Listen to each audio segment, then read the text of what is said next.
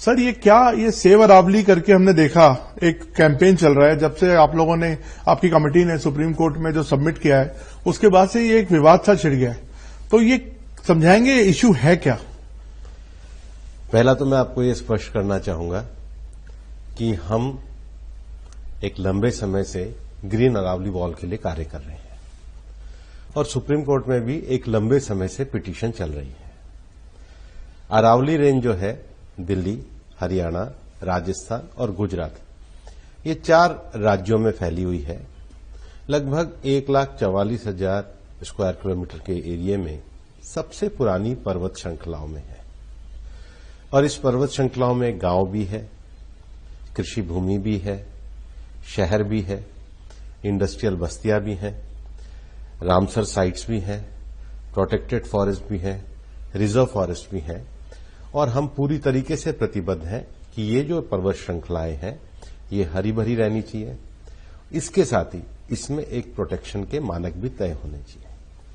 और हमने green Aravalli wall movement भी चलाया और उसके लिए लगातार पिछले साल भी उदयपुर में मैंने बैठक करके सभी अरावली में आने वाले जिलों के डीएफओस की मीटिंग ली, वर्कशॉप ली। ये जो पिटीशन है ये सुप्रीम कोर्ट में एक लंबे समय से चल रही थी और सर्वोच्च न्यायालय के द्वारा कहा गया कि अरावली के क्षेत्र में जो अवैध खनन हो रही है उस अवैध खनन को अगर ज्यादा सख्ती से रोकथाम करनी है तो एक स्टैंडर्ड डेफिनेशन होनी चाहिए जो सबको एक्सेप्ट हो।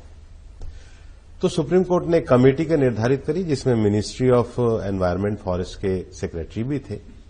FSI forest survey of India भी थे, भारत सरकार का सर्वे ऑफ इंडिया है उनके भी सेक्रेटरी थे और जो देश की सारी भू आकृति का जो मैपिंग करते हैं जियोलॉजिकल सर्वे ऑफ इंडिया उसके डायरेक्टर भी थे, प्लस 4 राज्यों की सरकारें थी। अब विषय यह आता है कि अरावली की जो डेफिनेशन है वो सुप्रीम कोर्ट के सामने रखी गई।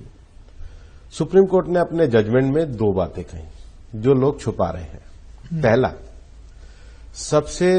पहले पैराग्राफ जो है